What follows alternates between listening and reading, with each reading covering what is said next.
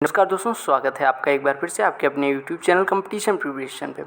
दोस्तों, special question की series में आपका स्वागत है और इसमें आज हम फिर करने वाले हैं ज्योमेट्री का एक इम्पॉर्टेंट क्वेश्चन।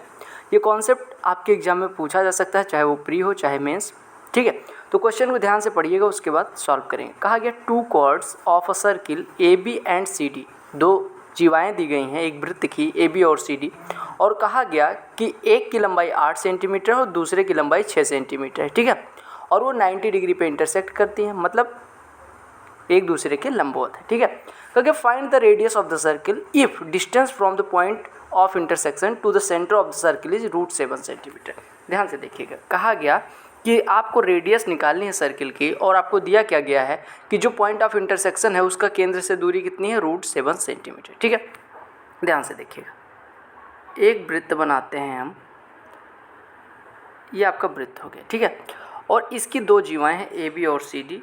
ये मान लेते हैं ये आपकी ए बी है और ये सी डी है, नामकरण कर दे रहे हैं, ये ए है, ये बी है, ये सी है और ये डी है। ठीक है, कहा गया ये केंद्र ओ है।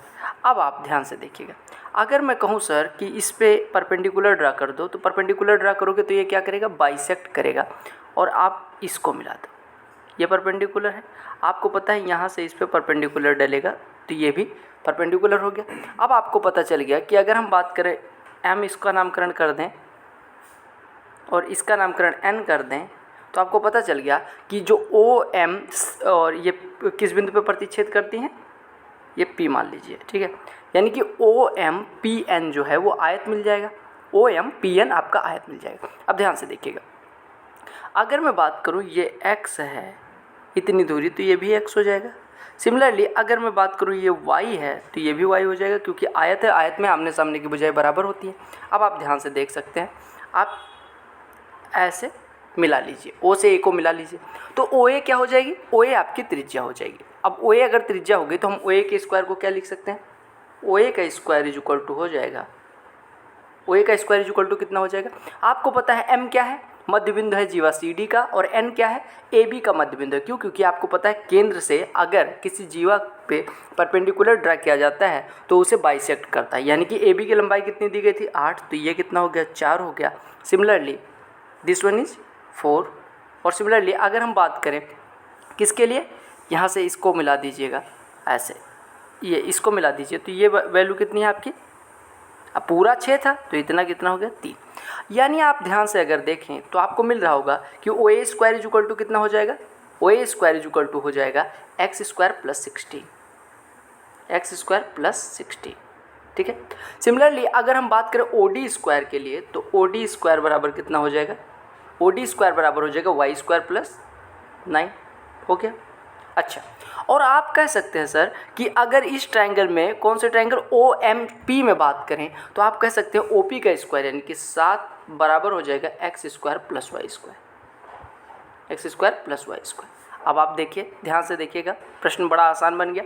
आपको पता है ये इक्वेशन फर्स्ट, ये इक्वेशन सेकंड, दोनों को जोड़ दीजिए, तो आप कहेंगे ओ ए भी त्रिज्या है, ओ डी भी त्रिज्या है, यानी ओ ए का स्क्वायर यानी ये भी आर स्क्वायर लिखा हुआ है, ये भी आर स्क्वायर लिखा हुआ है, तो दोनों जुड़ेगा, 2r square is equal to कितना हो गया, x square plus y square, और x square plus y square की वैल्यू कितनी है, 7 प्लस 16 प्लस 9 25, यानी आपका हो गया 2r square is equal to 32, यानी यहाँ से r square is equal to 16 या r इज इक्वल टू 4 हो गया, r इज इक्वल टू 4।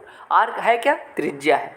ध्यान से समझिएगा, फिर से समझिएगा, कहा गया कि एक वृत्त है जिसकी दो जीवाएँ ए बी और सी डी किस पे प्रतिच्छेद करते हैं, 90 डिग्री पे, यानी आपको ये वाला कोण 90 अंश दिया गया।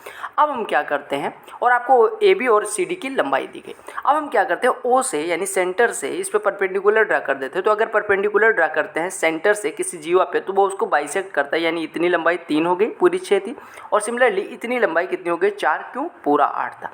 अब आप कहेंगे कि सर पाइथागोरस लगा दो, क्योंकि ये परपेंडिकुलर है, तो हम कह सकते हैं यहाँ से O D square is equal to y square plus 9 जो कि यहाँ पे लिखा हुआ है, और ऐसे O A square is equal to x square plus 16 जो कि यहाँ पे लिखा हुआ है। आपको एक चीज़ और पता है कि ये चूंकि आयत आपका बन रहा है पूरा, ये ग्रीन वाला देखिएगा, ये वाला पूरा, या हम कहें ब्लू वाला पूरा आयत बन रहा है, तो इसके विकर्ण की लंबाई यानी ये आपको OP दिया गया है √7, यहाँ पे देखिए OP इज इक्वल टू √7, यानी OP का स्क्वायर यानी 7 इज इक्वल टू एक्स का स्क्वायर प्लस वाई का स्क्वायर। ठीक है।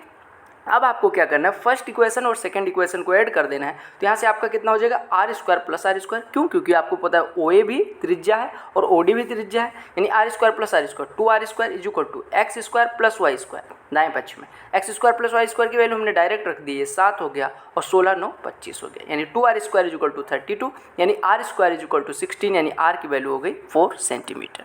आई होप आपको पूरी तरह से कॉन्सेप्ट समझ में आ गया होगा।